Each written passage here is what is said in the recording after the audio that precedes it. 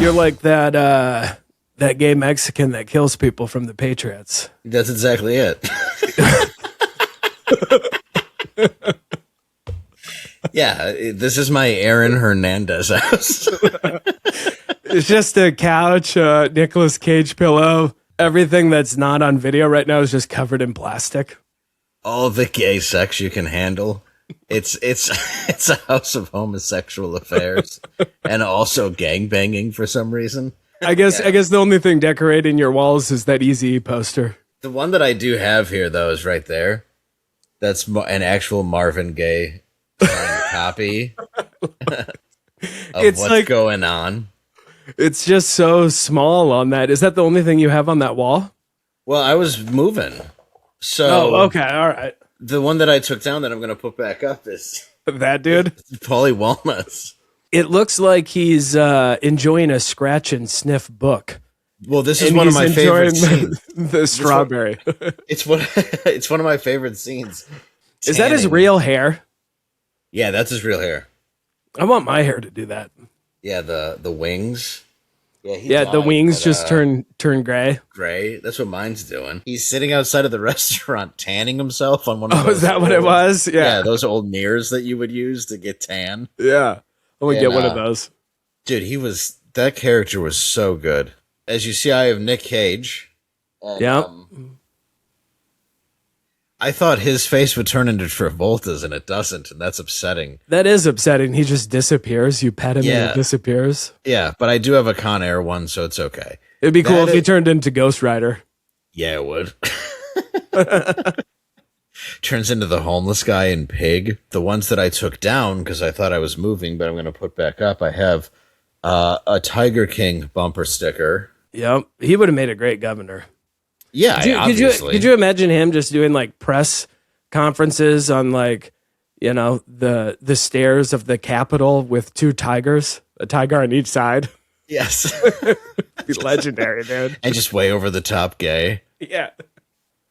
I don't care who gets married. I got DJ Paul from 3-6 Mafia, All right. Yep. who ended up being a fan and sent it to me. That's awesome. And then a dude from Guar. Oh yeah. Yeah, Guar scares me. Yeah, it and then I have I can't find it. I have Don Rickles from a Thanksgiving ad. I have his autograph, and I have Mel Gibson's as well. Yeah. And Mel Gibson's is from Lethal Weapon. Oh, that's awesome. Yeah, so it's pretty sweet. But yeah, I don't hang up much stuff. Just I used to have stuff from concerts. I have like a Tenacious D poster. Dude, I watched Anaconda. Have you seen it? It's hilarious, by the way. Is Great premise. Yeah, dude. I love the whole thing. Like, I laughed really hard, but like the entire time I was so concerned for Jack Black. Like, he is so palmy and sweaty and enormous, dude. He is huge in that movie. Dude, Like I saw Walmart, like Moo style. Like, he should have been on an electric scooter for the entire film. Yeah, I saw him with Tenacious D 2 years ago. It was before there was any of that controversy with KG. Yeah. On stage when they were doing that tour though. And man, it reminded me of Farley, where he had this ability and this energy to move like I had never seen, but he's singing and it's not a sketch. He's carrying a whole 2-hour concert. Wow. Like it was nuts but I had the same feeling where I'm thinking like, how can you be this big when you've moved more than anybody I've ever met in the last hour? Chris Farley was like that. Kevin James was like that. Yeah, but he's fit. But yeah, Kevin James was like that. But Yeah, it's like fat people strength or something. It's kind of like retard Yeah. strength, but fat people. Rogan, who has sparred with, MMA guys, said the hardest punch he's ever felt was Kevin James. Oh, really? Yeah. Oh, wow, dude. He's got all that weight behind him. And he used to I love be- Kevin James, dude. So do I. He's He's coming great. to Omaha. I might go see him. Oh, I think he's fantastic. And Yeah. I hear he's a great guy. I hear it. So, but yeah, I imagine that he did play football. He's got athleticism, but I guarantee you and he's not tall. So he's got all that power behind it. Yeah. The studios kept having issues. So I ended up recording my ebook on this here Yeti mic and this screen. Oh, nice. Nice. I need to listen to your book. I got a copy, but I want to listen to you talk about drugs in your childhood as I go fall asleep at night. It lulls me to sleep. It actually does to some people. My voice is soothing, maybe boring. I don't know. But No, you got a good voice. Good radio voice. that's what I'm told. It's from smoking those menthols. For 15 years. Well, I actually smoked them for 10. Did you smoke menthols? Oh, yeah. Yeah, I smoked. I started with Newports, then Newport. I started, Marlboro, but I didn't like them after a while. Yeah. So then I did Newport Light, Camel Menthol Light. And then I think Camel Menthol Light I smoked for at least 6 years, and then I switched to Parliament. Dude, 3 packs a day is insane. I didn't, dude. I am obsessive, so I just continually smoked. It was disgusting. Yeah, so you just had a cigarette in your mouth at all times. One after the other. I often lit one cigarette off the other cigarette. It was disgusting. But how do you do that going through your day? Well, if I'm at school, I can't do it, but I can go to the bathroom. Like, this was at the time when I smoked. But I mean, I did smoke until I quit the day before my 30th birthday.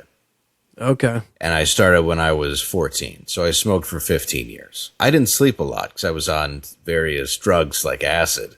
And those drugs make you want to smoke. So I would, even if I went to work, like I went to work as a waiter or whatever job I had at the time, I would come home and I'd smoke 10 cigarettes before I went in the house. And then at work, usually I had jobs where you could smoke. At school, smoked between every class. You know, some days I smoked less, maybe like a pack and a half, 2 packs, but weekend on average was 3 packs. Yeah, you fit it in. And you could smoke inside then, too. I mean, those were glorious times. I really do miss it. Dude, smoking indoors was awesome. It was the best. And I hate it now. I shouldn't say I hate it, but the smell when it lingers to you when you're around people that smoke. And I get home and I'm like, oh, I can smell it. But at one time, that was the greatest. And I miss it because if everything just smelled like smoke now, we wouldn't notice. Right. And then comedy clubs, it had a whole nother vibe walking into that smoky room. I don't know if if any clubs you did had this, but the Comedy Castle in Detroit had smoking and non-smoking, which makes no sense. Yeah. Oh, but a lot of clubs did. Yeah, he just had to have it that way, though, legally. So half the room is just a cloud of smoke, and then the other half of the room is just people blowing that cloud of smoke over. Yeah. It was just waiting for it to arrive. Oh, yeah. I remember the basement of the Ann Arbor Comedy Showcase, and Jimmy Pardo's eyes were watering so bad he was getting visibly angry. Because you're in a basement, there's no ventilation, and the entire front row is just smoking cigarettes. But I loved it. I mean, I didn't smoke on stage a lot, but I definitely did. Yeah, I did too for fun. I love that. The restaurants, everything, even on like, I never got to experience airplanes. I don't think you did either. But no. I love that too, where they're like smoking and on, and you're just in a cylinder tube in the sky. Right. And I went on a few planes that still had ashtrays many times. Yeah, I remember those. So I remember the ashtrays being like soldered shut. But I don't think I ever was on a plane where people smoked. I'm not sure what year they outlawed it. Maybe on the way to Disney World in '87, but I think it was outlawed then. Have you seen the old pictures of big airplanes? I don't know how legit they are, but it's like these massive planes, and there's maybe 30 seats in the whole thing. There's like a bar. There's people smoking cigarettes. It's the 60s. I mean, I'm sure 25% of them crashed, but it just seems like the best way to fly. Oh, dude, and the best way to die. I mean, you just go into a giant plane, there's a bar, everyone's smoking. Everything was so much cooler back in the day. Even like I was thinking, like, I was talking to this guy who's like brother or something, like commuted. He lived out east and he had to ride the commuter train or whatever it is. I'm not from there, so I'm not familiar with it, but it was an hour and a half each, like to and fro. And I'm like, could you imagine if there was a bar? Like on there, like you could smoke. It'd be like the greatest time of your life before and after work. But that's why in movies, when guys just drink at 10 a.m., no one could do that now. Like they just clink a glass and it's a bunch of whiskey and it's, it's just industrial men of the 60s and 70s. Yeah. And you can't do it because they were alcoholics. They were full functioning alcoholics that always had to have alcohol in them or a cigarette. Like you couldn't just have a whiskey now at 10 a.m. and do anything else with the rest of your day. They were basically like microdosing booze. Oh, all the time. They had to have like a fully functional level of alcoholism, which makes sense if you're, even now they're saying with all these people quitting because it's poison to your body and drinking's down. And I mean, I quit obviously years ago, but they're saying that it's kind of bad because alcohol was a social lubricant. And now it's so demonized that it doesn't work. And not only that, like everyone now after our generation is so socially awkward, like they need the booze. That's exactly the problem is they don't know how to talk. They need to be lubed up with some whiskey.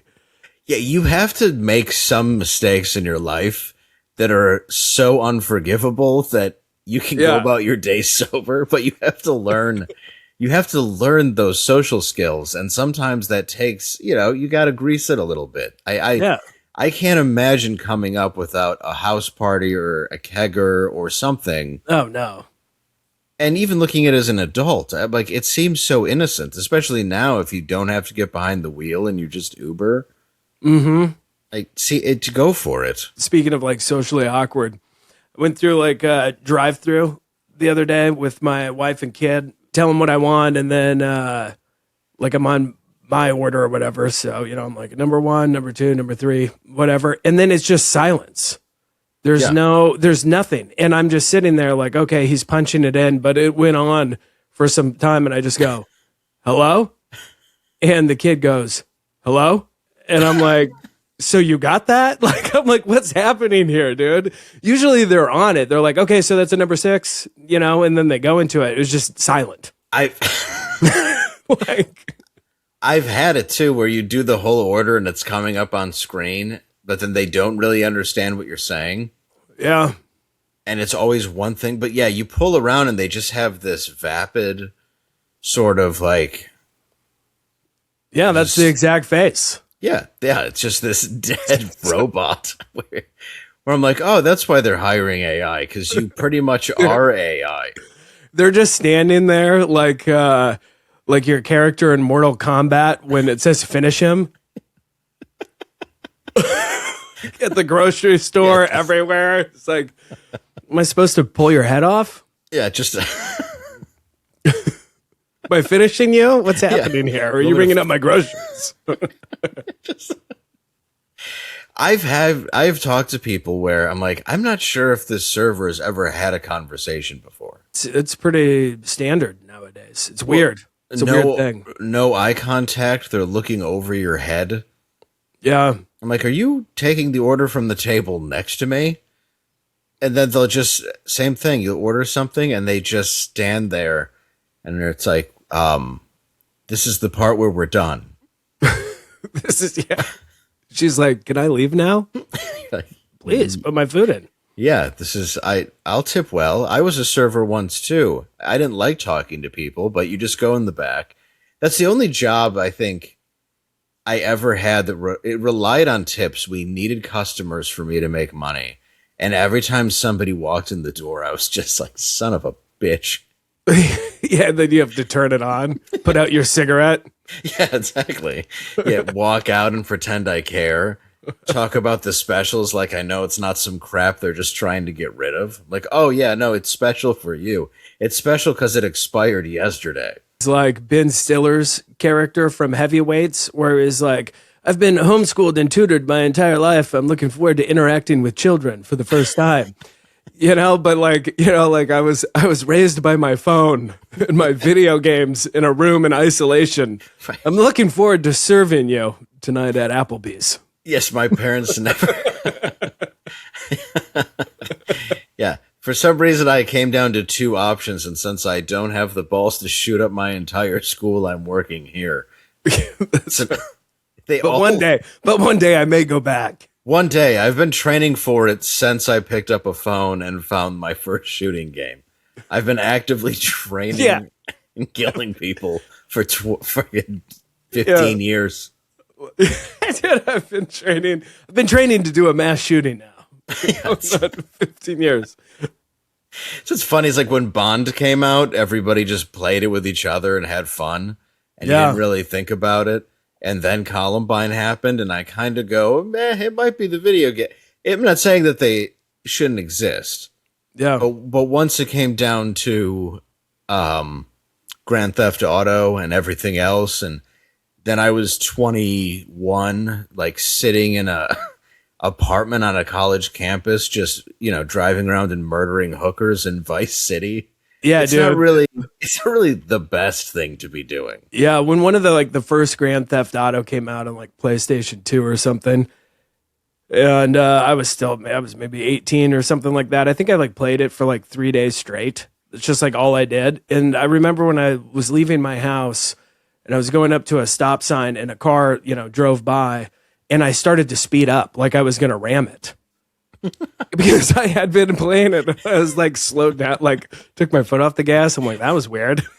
It's just this knee-jerk reaction of trying to push somebody off the road. They're all the same to me now. I don't know. I'm just maybe I'm at that age, but like I have a Switch I'll bring on a plane. My son and I play Madden on my son's Xbox. All right. And he's into football, but I'm not a big shooter game guy anymore.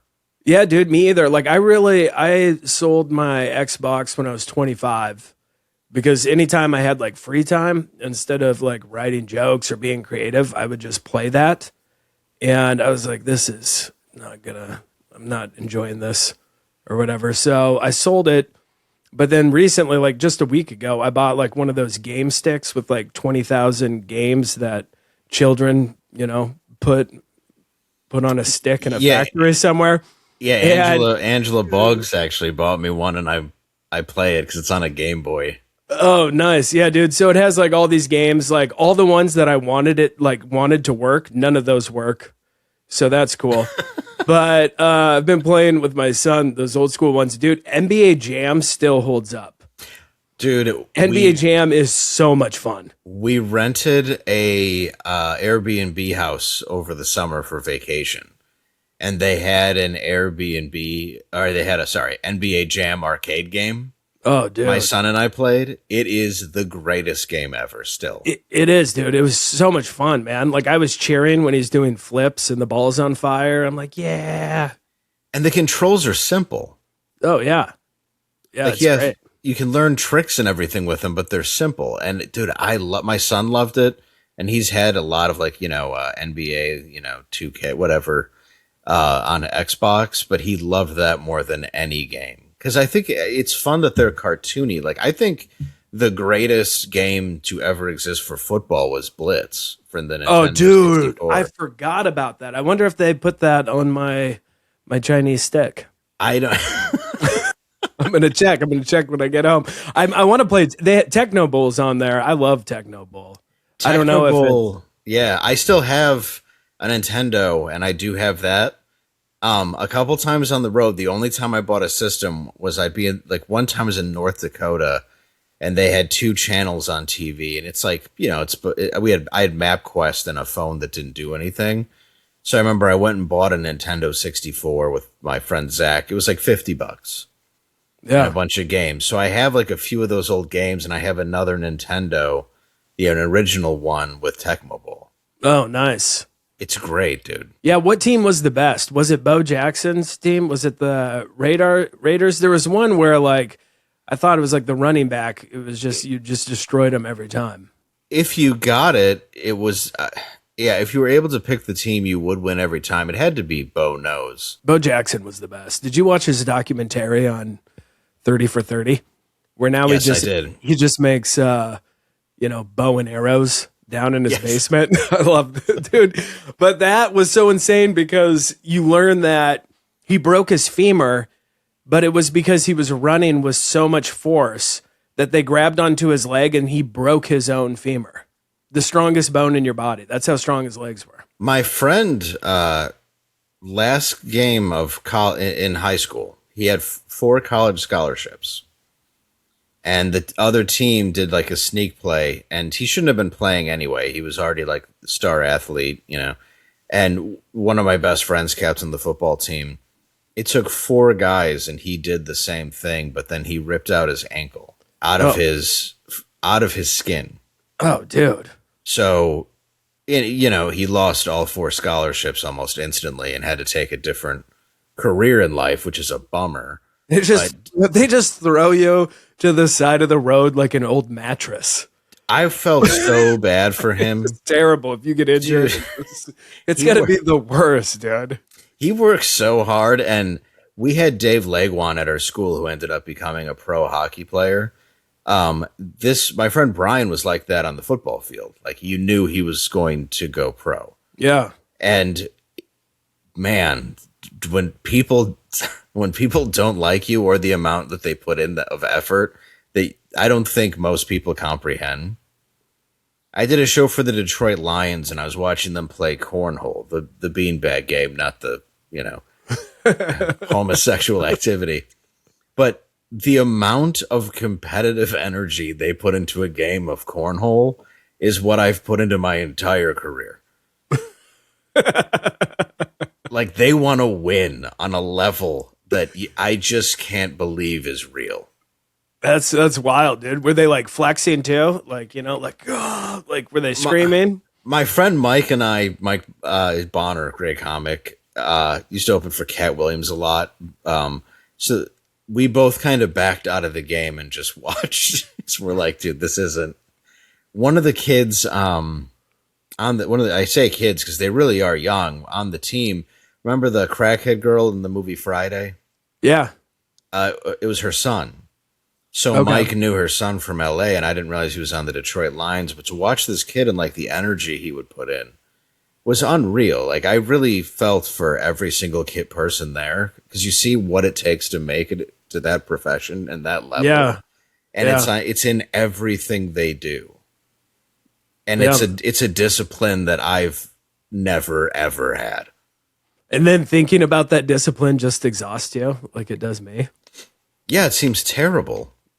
Yeah, especially if it ends tragically, like you ripping your own bones out. Yeah, dude, you put in all that and just rip your foot off yourself. Like, best case scenario, you got too strong, you got too competitive, you just become an amputee. Yeah, like best case scenario of the ultra competitive is you have 6 different personalities. You kill yourself by running into a wall in a cell repeatedly. Or you murder your wife and possibly don't have any recollection of it. Or you just shoot some guy who didn't want to be gay with you. And then your next then win a Super Bowl. Yes, win a Super Bowl. And and your brother's still playing, and he's pretty good, but he'll never live up to you. And you're a married father, homosexual, gangbanging murderer. Yeah, dude, that entire character that he was, when it just kept getting more and more insane. I mean, I was like, what a wild People person. say there's not multiple personality disorder. That absolutely is a multiple personality. It may not be something that cracks you where you're like, oh, this is Steve and I'm Frank and this is Zoe, you know, but that is so many different behavioral patterns. And imagine like you're living your life as a thugged out gay dude who's murdering somebody, but at the same time you're raising a kid. You're a pretty good dad, actually. Yeah. And you're winning a Super Bowl. Yeah, dude, those are 3 different personalities for sure. Like, for sure. Like the BTK killer sneaking out and killing people every so often seems exhausting, and taunting the police. Yeah. This While going to church, they picked him up at a church down there in Wichita. Yes, they did, because he sent an actual floppy disk from there to the feds. Or to the police, and he said in not an email, what was it? It was like those ads you take out, I believe. Personal ads. Can you trace me to a floppy disk? And the cops said no, and he took them at their word and sent a floppy disk, and they immediately knew where it came from. Dude, wasn't the internet around? Yeah. Yeah, he could have Googled that, not taking the cop's word for it. Right, like he used the computer. You're that sneaky. You've got away with it for this long. You're like, hey, you know those floppy disks? Catch me if you can. I mean, talk about ripping off your own foot. You have 25 years going solid as a serial killer who's never been caught. Yep. And then you lose it all to a floppy disk because you're just lazy one day. Yeah, just like really into floppy disks.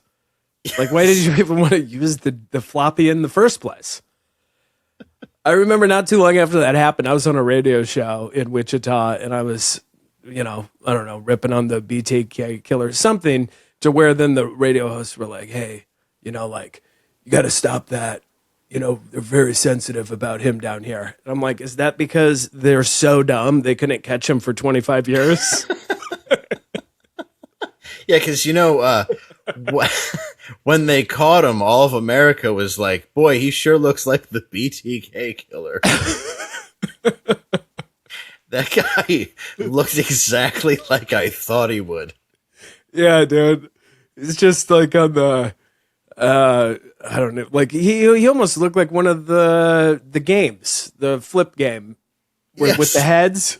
Oh, guess who? Guess who, dude? Yeah. With the head and the beard. I don't know why I can still picture his face, and I haven't looked at a picture of him in 20 years. He's pretty rotten away now. I saw a documentary that his daughter made where she tried to visit him. Dennis Quaid did a show called The Smiley Face Killer that's kind of like that. But his daughter wanted a relationship with him and to do this documentary, but wanted to know why. And there's audio recording of visits where he's like, can't we just visit each other and I can be your dad? And she's like, no, you killed a bunch of it's just had a serious effect on my life. And I just want answers because it was her dad.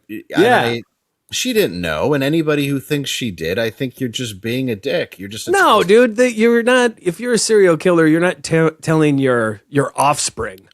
No, and obviously, I don't know his wife's deal. I'm sure, from what I've heard, she had suspicions he was doing things, but it's hard to say. Like, oh, maybe he's going out at night to a strip club.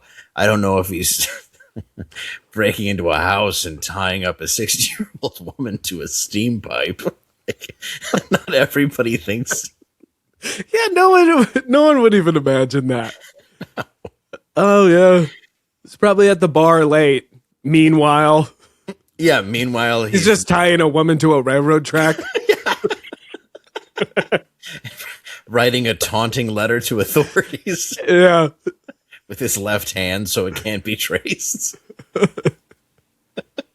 Just going from store to store, buying up floppy disks. Yeah, just what a time to do it, too, because you could go into any store and go, well, I'd like to buy some, rope and this crowbar and these guns. It was just a basic hardware store in Wichita, Kansas in the 70s. Yep. Now it's like anytime somebody gets caught, they just immediately go, well, let's see where he was last. And it's just Walmart with everything you could kill someone with. Yeah. And then it's the life insurance policy that's for this ridiculous amount of money, but it was made like 12 hours before the killing. Criminals are stupid. Really, a lot of them are. Like the Unabomber seemed like he did a pretty good job. Ted Kaczynski, yeah, he had his shit together to a degree. But he was a U of M, University of Michigan, Harvard graduate, trying to warn people about the internet, living in a shed. So if you read his manifesto, he was right about everything. He's right. But the problem is, look where we are now. He's like, I tried to warn you. Is he still alive? Did they kill him? He died by suicide on June 10th, 2023 at the age of 81. I mean, AI was around then, but it wasn't like mainstream. Because if he was still alive, it would be cool to get his perspective about AI. But he knew a part of it because like the problem is 78 to 1996. Yeah. Killed 3, injured 20 something in that time period because he was trying to warn people about the internet, but he did it with mail bombs. So like people aren't going to take you as seriously when, you know, your nail bomb goes off and blows off a postman's arm. You're not like, we should listen to what this guy has to say. Like the way he went about it. I know, because realistically, he could have just stayed in that shed and wrote those letters and manifestos and like sent them to like the newspapers. Do you know how many publications Harvard has connections to? Not that maybe they'd probably try to hide it since, you know. Yeah, since he was against it, maybe. And then like he was blowing up people so they would print it, right? Because he was like, you will print my manifesto or bombs will go off. Yes, it works. Maybe he had no choice. I don't know. You should, if they're going to the right people. I mean, God, that sounds terrible. Not that there's the right people. Going to the right. But let's say it's a Bill Gates type person who might be very horrible. Yeah. Not him, but he has to do with this thing that's going to destroy society. Yeah. You know, you feel like it's that point where the guy in the Terminator 2 cuts his, Arnold Schwarzenegger cuts his arm off to show him his robot hand because he won't believe him. And the guy pretty much is like, yeah, I deserve to die. I didn't realize what I was creating. It destroyed society. And now AI, where people keep saying, oh, it won't advance this far. I'm like, what are you talking about? It came out 10 months ago and they've replaced like a third of the workforce. Yeah. What do you think it's not going to be able to do? And now AI is just like building its own infrastructure, creating new versions of itself. Which is Skynet. Yeah, dude, it's real. Like, that's why I'm like, dude, James Cameron, we got to get a hold of him, waterboard him, throw him in a lake, see if he floats. Yeah, James Cameron might be the guy with the answers, but he's just been making Titanic and like what's Blue that? People Titanic, Avatar. Yeah, exactly. Dude. He's just in New Zealand just churning like so many out. Well, he's using the exact thing that his movie warned us about. Yeah, dude, I actually was thinking, because he's so obsessed with Avatar and, you know, he's obviously has like vast awareness of what's going on or what's to come. I'm sure just based on the movies that he's written, like Terminator, and then, his connections now being a billionaire filmmaker. But it's almost like he's creating a world that will be able to like put on a VR mask and like live in a pod and then be avatars, blue people. Like, it's almost like he's like creating that world, but like, oh yeah, these are just movies for now. And I think he has created that. I think a lot of them have. I mean, when you look at James Cameron when he was making The Abyss, which was pretty spectacular, or even Terminator, but he was from the Roger Corman B-movie camp where they made fun films. I mean, that were futuristic sci-fi, and his ideas were great. But when I saw Avatar, I hated it for so many reasons. Oh, I've never hated anything more. The whole thing, was one of the worst things I've ever watched. But blue people are going to have sex in a dandelion field where the dandelions light up. Well, it's just Smurfs. Like, do you know where Smurfs come from, by the way? No. Okay. So, back in the olden days, whatever country will say this happened at, probably Norway or something, but kids would leave to go to the bathroom outside to the outhouses at night. And boys typically were the ones that would do that. And then they would get lost. So then when they found them after, if it was the winter, they would find them in the spring. And they would be blue, obviously, from having been frozen. And they would have some snow left on their heads. So that was Is this real? This is real. And they made it into a kid's cartoon? Yep. So, yeah, the Smurf, so it's a blue kid, and then the white hat is the snow that was left on, like, the corpse that they found. And because spring was turning, mushrooms would often be growing off of them, which is why they lived in mushrooms. Oh, that's And wild. and it happened to more boys than girls. That's why Smurfette was one of the only girls on the show. And then Grandpa was there because there weren't any parents, but he had like dementia and would wander off grandparents. Yeah. So they would die in a similar fashion. And so that's why Grandpa Smurf was there. So Gargamel was kind of the good guy because he was saying, hey, don't go into the forest. You'll turn into a Smurf. But we were cheering on the Smurfs. Weird, dude. Isn't that bizarre? Yeah, I never knew it. It's like all these kid stories always have like a dark origin. You know, like the guy that wrote Peter Pan just wanted to be a little boy who has sex with other boys. Yeah, forever. that was pretty obvious. We just didn't realize someone would. Captain Hook just wants to kill Peter Pan because he's like a 500-year-old pedophile that won't die. And we're like, get him, Peter Pan. Yeah, he's like, kill the man that's trying to avenge his child rape. Yeah, he's like, I'm looking for buried treasure. It's really not all that bad. And Peter Pan, who's a pedo, and his gang of kids that are lost, his gang of Corey Feldmans, are getting in the way, and somehow I'm the bad guy. His two Coreys. Yeah. Peter Pan and his two Coreys. While a guy who lost his hand to an alligator is walking like he's Chubbs from Happy Gilmore, is just trying to get treasure. But we're going, yeah, what about the young androgynous boy who's the leader of the children? Yeah, who hangs out with fairies and Lost Boys. Yes. It's like, I don't ever want to grow up. But then he is grown up because he just has the body of a boy. Yeah, he's just an adult. Or you have the movie Hook where he just comes back as an adult. Yeah. It was him denying his sexuality for 30 years. Yeah.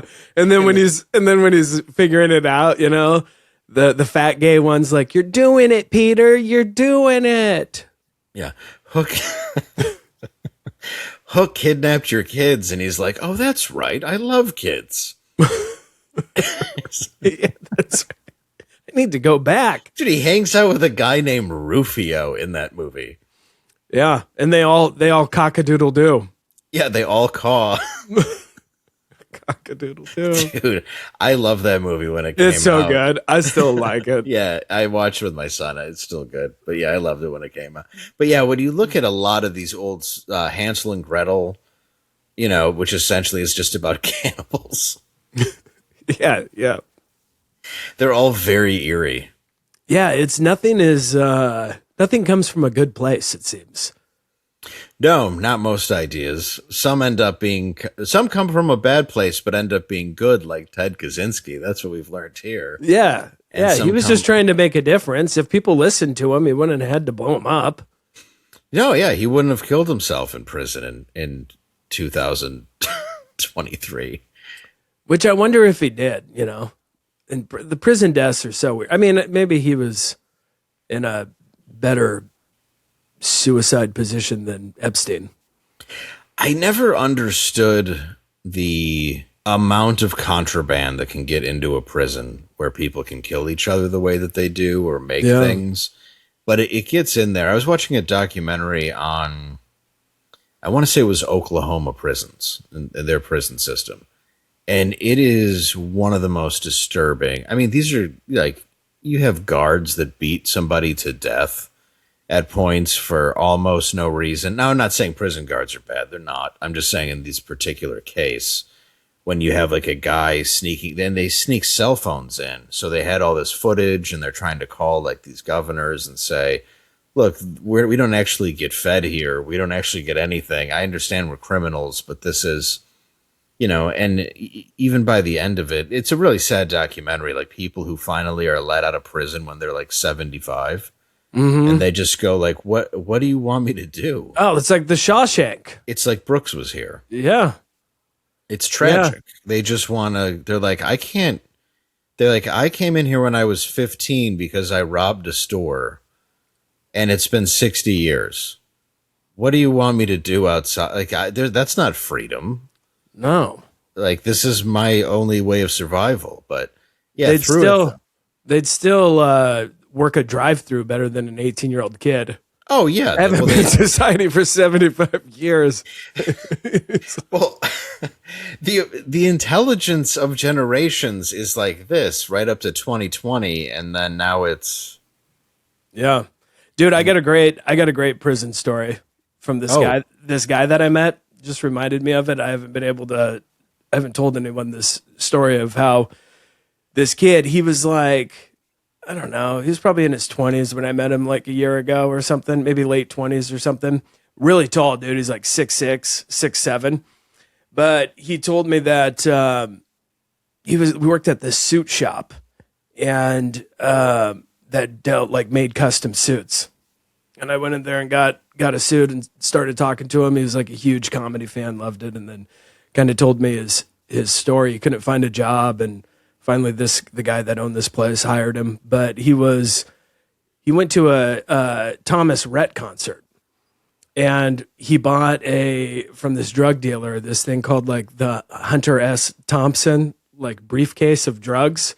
So it was like acid, cocaine, like I don't even know, just tons of drugs, and he took them all. Mescaline, uppers, downers, everything. Yeah. So he takes all these drugs, he's drinking, goes to the concert, meets this chick, takes her back to the hotel, has sex with her. He said that instantly, like when he was done, he just started getting chlamydia, basically. Oh. Like the pain. So he's screaming because he's like in so much pain, and then he's so like messed up too. So he's got no condom. Yeah, no condom. So he's in so much pain and he's freaking out. So he goes to the hospital. And he's just screaming about how his dick's on fire to all these doctors and nurses, and he's completely belligerent and out of control and tripping balls. And like this cop comes over to try to like calm him down, and he just punches this cop in the face because he's freaking out and flailing around. So they like get him, down, and they sedate him and all this stuff. So he goes to jail for assaulting a police officer. And so it turns out he's like 20% Indian or something. So he said it was true. Like you had to join a gang. So he joined like the Indian gang. So, but he looks completely white. He's in his early 20s and he's hanging out with all these Indians who teach him how to sew and stitch. That's all he did. So he just made... They sat around, and that's why he got a job doing custom suits when he got out, because he was trained by the Indians. It's just stitch, dude. It was even like this. I haven't thought about this since he told me, and it was over a year ago, so I don't remember every detail. Yeah. But it was so much more insane than I'm doing it justice. Just the whole like leading up to going to the hospital and all that, and then being mentored by the Indians. But he would say that people would fly drones over and drop drugs in. Oh, I'm sure. I'm just still trying to wrap my head around that story, because I guarantee you he couldn't feel chlamydia setting in. It was just whatever he was on. Probably. Well, he said that he ended up having it, but but I was like, dude, why would you take that many drugs to go to a Thomas Rhett concert? I don't know who that is. He's a country singer. Are there a lot of Indian? Is he Native American? Is that the kind of Indian? Yeah, he's Native American, like a 20% or something. So he was able to join the Native American. Yeah, not like Quickie Mart Indians. Thomas Rhett. He's got 20 number ones. His wife is Lauren Atkins, like The Diet, I'm guessing. Yeah, she or like Chet's friend. Didn't that guy die? Like he made the Atkins diet, just ate nothing but meat, and then his heart stopped? I don't know. I hope so. Let's look. He did, dude. He did. His diet killed him. That's why, like, I've never... Remember when, like, the carnivore diet was big? I think Rogan was pushing it. Right? Just eat nothing but meat and lose weight. And then I had, like, a couple friends that did that, and I've just never been more disgusted than just, like, they just ate nothing but steak for like months on end. Their skin was always so oily and greasy. He did die. It's like the testosterone thing now, though, that a lot of people do. I think there's an age where you don't need to have the horniness of a 21 or 22-year-old. Yeah, dude, I know. Like, a buddy of mine, comic Nick Allen, like has the greatest joke about like, grandpa, like maybe grandpa is done fucking. Like, leave him alone. Like, stop giving pills to him. He's tired. Like, why are you cute? Yeah, like he's had his fill. Yeah, like what do you think he's making wood ships in his basement because he wants pussy? It's because he finally has some alone time and he always wanted to make wooden ships. Exactly. That's why I have a joke where I'm like, I'm not about how if over 40, I started noticing all the erectile dysfunction ads everywhere and on the radio and stuff. Yeah. Well, because they appear on your phone for you. Yeah. And I'm like, I never noticed them before. And, but now I'm thinking, would I take the pill? And I'm like, no, if my dick dies, I'm going to let it die. And I'm going to go into the basement and build trains. Yeah. I'm going to be a train guy. Austin Lionel just wearing a conductor hat. Yeah, choo-choo. Walking pigeon-toed like you're chemically castrated. It'd be like, what's wrong with him? It'd be like, he just refuses to pump his body full of testosterone at 60. He's doing great. Yeah, I've never seen him happier and more focused. It's almost like this thing that is the bane of your existence is no longer troubling him every second of every day. Now we just have like all these dudes over 40 pumped full of testosterone that are ripped with enormous heads and boners, just not leaving women alone. Yes, and energy and it's not a natural horniness, so it's just this like vicious synthetic. Yeah, like I've never had more energy. I'm like, that's awful because I have to talk to you. It's somebody who's on cocaine, but not. That's the same vibe you're getting. Do you think the size of your head is the source of your energy? Dude, it might be. I mean, is that physical or metaphorically? That's very possible. Dude, my favorite Rambo, because it's the most awesome and because no one's head has ever been bigger, is the Rambo one where like it was not the final blood or whatever, where he snapped and cut the heart out of that guy. The one before that. You mean not Home Alone Rambo? You mean not Home Alone Rambo? Yeah, where like the Doors are playing. Like you couldn't even get like an orchestra to do this proper. Like it was so cheesy. No one gets out of here alive. Like talk about just being on the nose. Dude, I love Stallone though when he just when you end it with a bow and arrow crucifixion of the bad guy. Yeah, and he just pulls his heart out and looks at it. And the guy that wrote Rambo said he's never been more disgusted in his entire life. He got beat up by like 200 gang members in Mexico and lived. I'm like, is this Rambo or Jason Voorhees? That's what was crazy is he's going in there and then he's just shooting all these people in a brothel. And it's like, they're legal here. I don't know if you don't know. I understand you're looking for your niece, but you're just murdering a bunch of people. And it's not really worth a death sentence, I think. And then you have I remember when he gives his niece that knife that's like too long. And he's like, it's a letter opener. And that's right. And he's like, Uncle, what are you doing today? Digging tunnels. Like, why? Oh, just in case the cartel comes. And, it's for my Home Alone. But yeah, I love the one that before it. Did you see that one in the theater? Yeah, the 2008 one. Yeah. Yeah, dude. His head was so huge in that movie on that big screen. I missed half the movie. I just kept looking over at my buddy. I'm like, you see the size of that head? Well, I'm like, look at that head. Look at that face. I love that the love interest is introduced and then just Swiss cheesed with bullets like 3 seconds later. You can never be happy. That's why he digs tunnels. They can't even have a relationship. No, it's like, I finally found someone who gets me.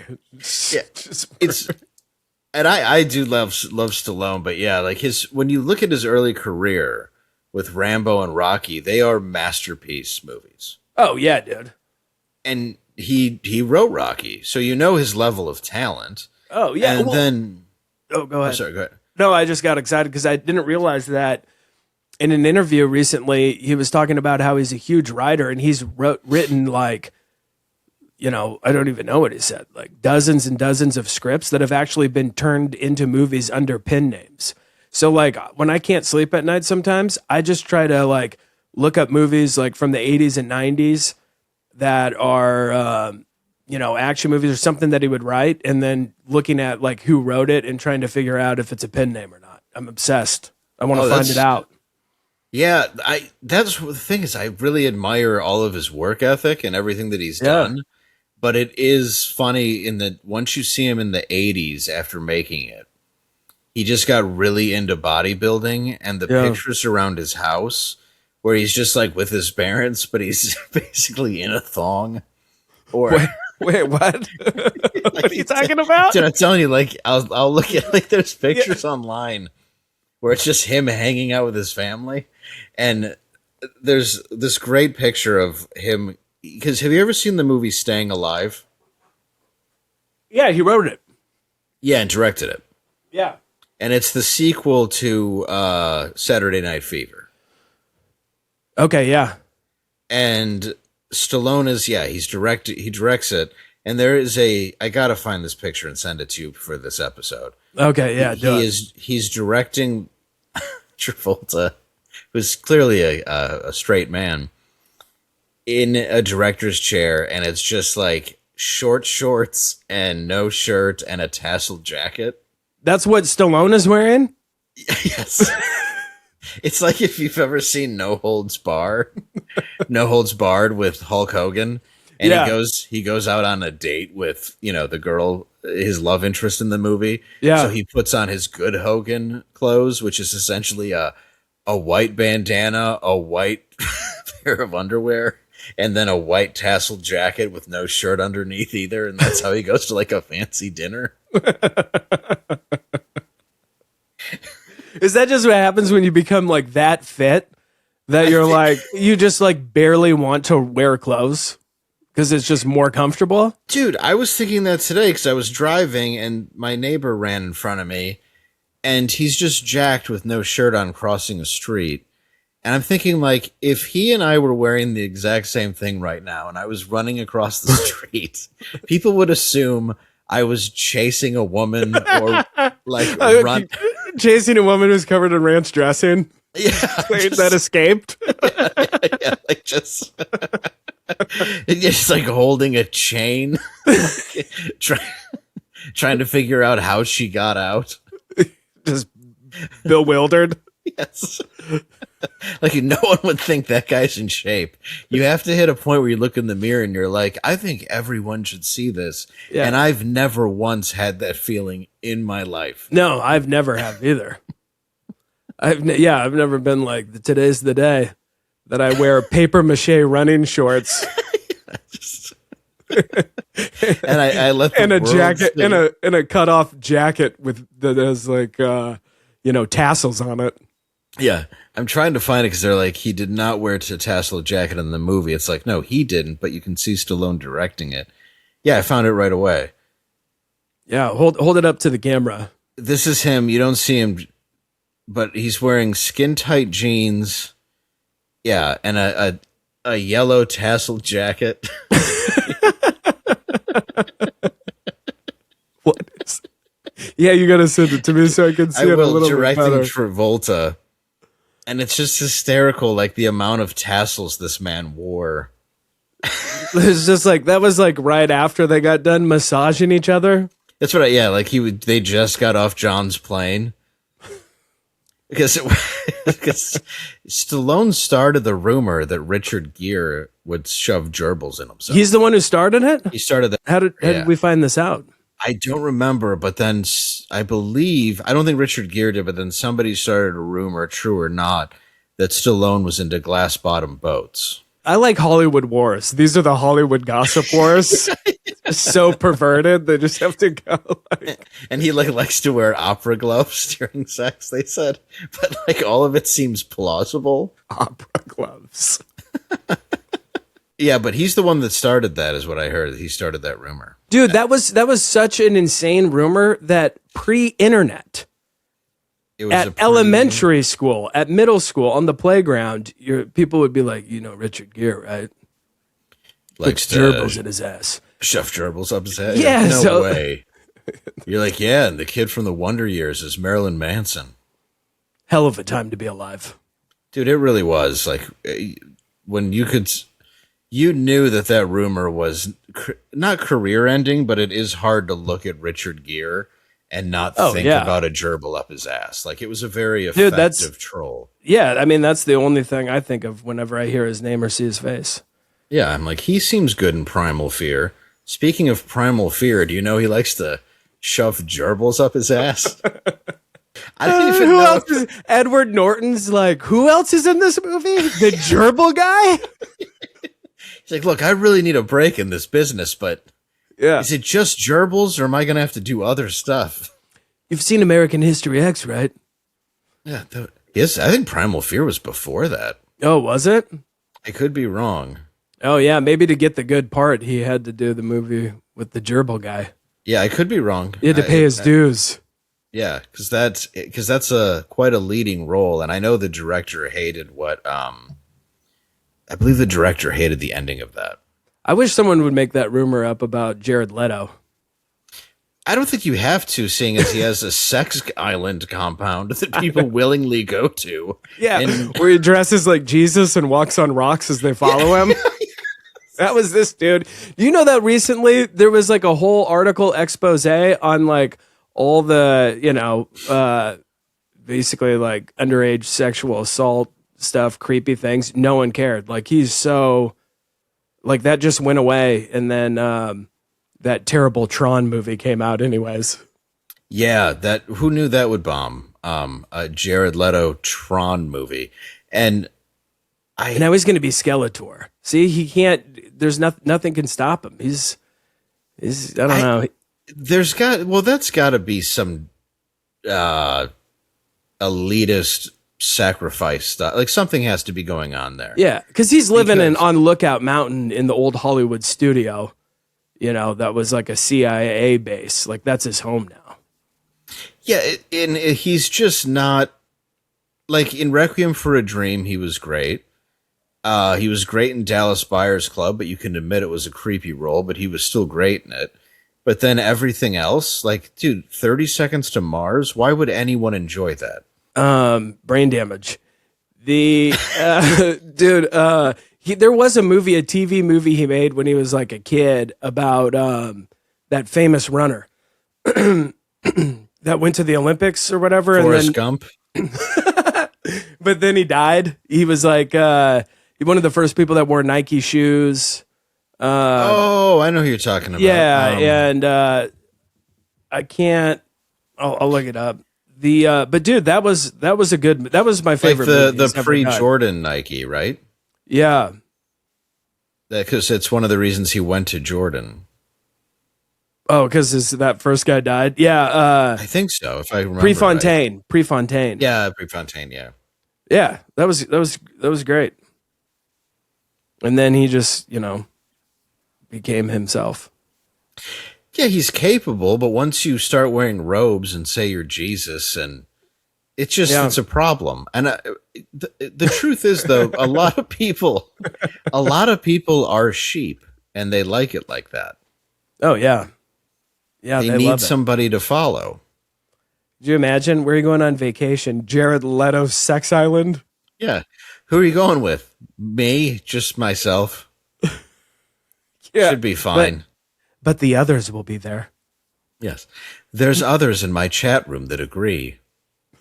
Also, they don't have cell service for 3 miles outside of the island in all directions. They're like, what is this band? 30 Seconds to Mars? What? It's probably Elon Musk's favorite band, too, just because it has Mars in it. Oh, yeah. You know who played the homosexual Joker in Suicide Squad and ruined that movie along? So bad, dude. Suicide Squad, to this day, that is the worst movie I've ever seen. I swear by it. Normally, I would turn something off that bad, like the Indiana Jones and the Crystal Skull when his like a nuclear bomb exploded him in a refrigerator and he survived. Yes. That's where I turned it off. But Suicide Squad was so bad, like I just sat there like at the edge of my sofa, just like I couldn't even believe it. I wanted it to be so good too. Not so good, but for a comedy, but for a comic book movie. Like I love Iron Man, the first one. Yeah. I realize Ryan Reynolds is very aggravating to people, but I do like his earlier work, and I like him in the first. Just Friends is one of my favorite movies. Dude, Just Friends I watched with my family over Christmas break and it was appropriate enough for my kid, and he was dying laughing. Yeah, it was so good, but yeah, dude, like I think all the best Spider-Mans are Tobey Maguire. So do I. Well, and that's a great director though. You have Sam Raimi who did Evil Dead and like all these movies that he just cared about it. I mean, the Venom one, I guess, is kind of messed up, but it's not. I like that one. A lot of people don't like number 3. I like number 3. I'm with you, and I don't like the Venom movies, and I love Tom Hardy, but Tom Hardy's in a lot of stuff where you go, well, Tom Hardy was good. The movie wasn't. Yeah. But Tom Hardy was good, Yeah, those I like any superhero movie that doesn't have space in it. Yes. Like once they start going to space and the multiverse and all that, like I'm checked out, Unless it's Spaceballs, I have very little interest in space, and I do not. Except they're making fun of space. Yeah, but it's like Monty Python and the Holy Grail. I love that movie, but if you give me a movie with knights in it and wizards and dragons, I hate it. Yeah, and I understand why people like it, but I do not. It's just something I find unwatchable. It's why anybody who says like, you got to watch Game of Thrones, I'm like, I tried. I made it 2 episodes, and I can't do this. They're just wearing animals and fighting with swords, and there's a dwarf. Yeah, and they turn into wolves, and how many sex scenes is that midget in? like he's getting laid a lot at a time where people would have assumed he was somebody living out a curse. Yeah, exactly. Also, how long did they live then? How is he 40? Yeah, dude. Because he was rich or noble or something. Right. It's so stupid. But I get why people like it, but I've been to what do you call those Renaissance festivals? Okay. And I've tried to play along just because I'm with somebody who enjoys it, and I can't.